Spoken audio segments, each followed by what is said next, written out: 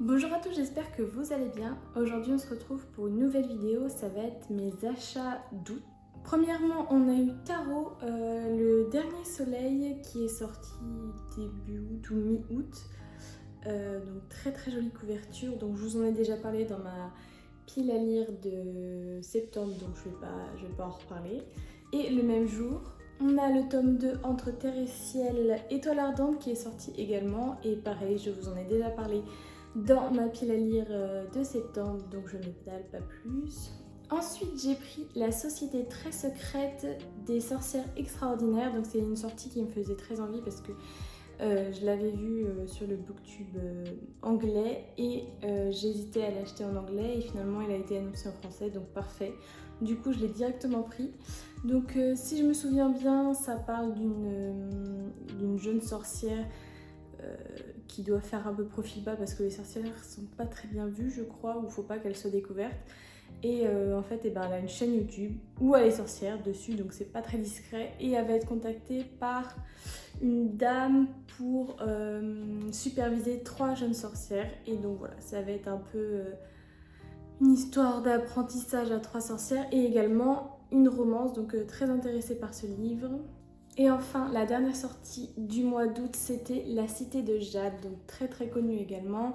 Je crois que c'est une histoire de guerre pour celui qui aura la main mise sur le jade, qui est je ne sais pas quoi. C'est une pierre précieuse et magique qui permet aux guerriers d'amplifier ses capacités et donc de devenir une véritable arme de guerre. Et donc forcément tout le monde veut avoir le jade. Ensuite en occasion j'ai pu trouver le tome 1 d'Un autre monde, donc l'Alliance des Trois. J'avais déjà lu je pense les 2 premiers tomes de la série il y a très longtemps et j'avais les tomes 2, 3, 4, 5, 6, 7 et il me manquait que le tome 1 que j'ai trouvé du coup en occasion à 4,50€ en vraiment très bon état, ce qui fait que j'ai toute la série en occasion et ça c'est vraiment cool. Du coup dans Autre Monde on suit Matt dont le quotidien va être complètement bouleversé après un événement un peu apocalyptique qu'ils appellent la tempête, où la plupart des humains, plutôt la plupart des adultes ont disparu, ou bien soit ils sont devenus très méchants envers les enfants, soit ils sont devenus des espèces de bêtes difformes, pareil, toujours plein de colère envers les enfants, et donc ont été épargnés seulement les enfants de moins de 18 ans, enfin pas majeurs quoi. Du coup on va suivre Matt et ses compagnons dans une espèce d'aventure où il va falloir trouver pourquoi la tempête a eu lieu. Et également va y avoir 2 espèces de vilains, 2 entités vilaines qui vont se chamailler pour avoir Matt, et donc on sait pas trop pourquoi, et voilà, donc c'est super intéressant. J'avais adoré les 2 premiers tomes, du coup j'ai recommencé la série à 0 avec le tome 1 et je vais continuer puisque j'ai quasiment toute la série, donc c'est parfait. Ensuite j'ai pris le tome 2 de La Faucheuse parce que j'ai lu le tome 1 il y a très longtemps, enfin ça va, et j'avais adoré vraiment le principe. Donc ça c'est plutôt du science-fiction où on va suivre les faucheurs. En fait les humains sont immortels, ils peuvent plus mourir par accident ou par maladie ou par meurtre.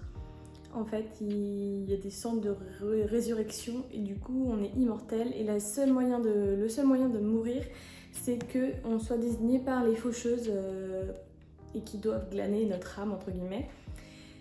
Et du coup on va suivre 2 apprentis faucheurs dans le tome 1, mais on va aussi voir que les faucheurs ne sont pas forcément tous de bonnes personnes, et il y a aussi une espèce d'entité un peu une intelligence artificielle qui s'appelle le Thunderhead, et donc c'est ce sur quoi va porter ce tome j'imagine, puisqu'il s'intitule Thunderhead. Donc hâte d'en apprendre plus sur cette entité, et j'imagine qu'on va savoir comment a été formé Thunderhead, comment les faucheurs ont été décidés, enfin tout ce genre de choses. Donc très intéressant et très pressée de le lire. Ensuite en livre anglais j'ai pris The House Witch parce que juste il me faisait trop envie depuis quelques temps. C'est l'histoire d'un magicien, d'un sorcier qui va rejoindre les cuisines du roi et qui va vouloir passer un peu inaperçu parce que il n'a pas envie de savoir, il n'a pas envie que son secret de sorcier soit découvert. Mais à ce que j'ai compris, ça ne va pas durer très longtemps. Du coup, on va suivre son quotidien au sein de la cuisine du roi, mais aussi toutes les petites intrigues qu'il va y avoir à côté. Et j'imagine un peu de magie, donc très intéressée par ce livre et j'espère qu'il sera bien. Ça a l'air d'être vraiment de la cozy fantasy, déjà rien que la couverture, j'adore. Ensuite j'ai pris deux petits poches qui ont été édités fin août pareil, donc In the End et In the After. C'est un truc post-apocalyptique version alien. En fait il y a des aliens qui vont débarquer sur Terre et qui vont manger tous les humains. Et nous on va suivre donc une jeune fille qui s'appelle Amy et qui va récupérer une petite enfant baby et qui va devoir s'occuper d'elle et survivre pour les deux. Donc j'ai déjà lu le tome 1, je vous en parlerai dans un bilan septembre du coup. Et franchement j'ai adoré et le tome 2, je me demande bien ce qui va se passer mais en tout cas c'est fou, c'est fou. Ensuite on va partir sur des thrillers, donc le premier c'est âme sœur de John Marrs. Donc c'est l'histoire en gros de notre monde, mais il y a un gène qui a été découvert et qui permet de savoir si on est fait l'un pour l'autre ou non. Et il y a une application qui a été faite dessus, du coup, où on peut envoyer un échantillon génétique et savoir la personne avec qui nous serons le mieux. Et donc ça crée une espèce de complexe pour les personnes qui n'ont pas trouvé la personne qui leur est destinée. Donc on suit 5 personnages à l'intérieur et toutes leurs histoires sont vraiment hyper intéressantes. Je vous en parlerai plus dans le bilan lecture du mois d'août qui devrait arriver prochainement. Un autre thriller, Ferme bien la porte de Riley Sager. Donc on va suivre une jeune fille qui va être payée pour rester dans une chambre de l'immeuble Bartholomew. Ouais c'est ça, Bartholomew. Et en fait c'est un immeuble autour duquel il y a beaucoup de folklore, enfin il est soi-disant hanté et du coup elle va pas prendre en compte ces rumeurs et elle va y aller parce qu'elle a besoin d'argent et que c'est très bien payé. Et évidemment vous en doutez bien, il y a bien plus derrière les murs du Bartholomew que ce à quoi l'on pense. Ensuite on continue sur du Riley Sager, Home Before Dark. Donc ça c'est aussi une histoire de maison hantée où on va suivre Maggie qui a vécu dans Banbury Hall. C'est une maison qui a beaucoup d'histoires et beaucoup d'histoires sordides surtout.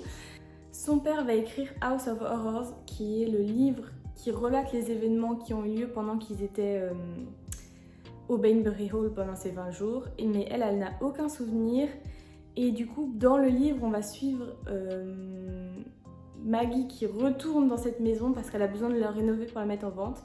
Et en même temps on va suivre House of Horrors. Et du coup c'était vraiment hyper intéressant et pareil je vous en parlerai du coup dans le bilan lecture de septembre parce que je l'ai lu au début du mois de septembre. Et du coup pour ce livre c'est en anglais également et je ne crois pas qu'il ait été traduit en français. Ensuite on part sur des gros livres de fantasy. J'ai décidé de commencer l'univers de Brandon Sanderson, donc avec Fils des Brumes, le tome 1 qui s'appelle L'Empire Ultime. J'avoue que je sais pas trop de quoi ça parle. On suit une jeune fille qui s'appelle Vin et de ce que j'ai compris il y a vraiment un système de magie hyper intéressant, donc je suis très intriguée de commencer par l'univers de Brandon Sanderson. Ensuite on a un livre que je lisais quand j'étais petite, Elana, le pacte des marches-ombres, étiquette. Et j'ai vu dans une réédition et j'avais vraiment envie de le relire depuis quelques temps et du coup quand je suis tombée dessus, je l'ai pris tout simplement. J'ai adoré l'histoire quand j'étais petite et j'ai vraiment bien envie de la relire, je me demande si j'aimerais autant. Et enfin, l'abri du jour, l'assassin, donc l'assassin royal de Robin Hobb. C'est la première époque, donc je crois que ça regroupe 3 livres. Très intéressée de commencer cette nouvelle série de fantasy. Bon là j'en ai 2 à commencer, des énormes en plus, donc je pense qu'après ça je vais essayer de pas trop commencer d'autres séries, ce serait bien de finir celle en cours. Et voilà, très très contente et belle brique quoi. Ça nous fait donc 14 livres pour le mois d'août du coup. Donc ça fait un peu beaucoup, surtout que je n'ai lu pas tant que ça. Du coup ce mois-ci je vais essayer de me calmer et d'acheter vraiment juste le nécessaire, voire rien du tout. Donc je ne sais pas s'il y aura une vidéo book haul du mois de septembre. Mais en tout cas, j'espère que cette vidéo vous a plu. Si vous aimez les vidéos sur les livres, sur les mangas, n'hésitez pas à me suivre, à me liker et à mettre un commentaire. Et sur ce, on se voit dans la prochaine vidéo.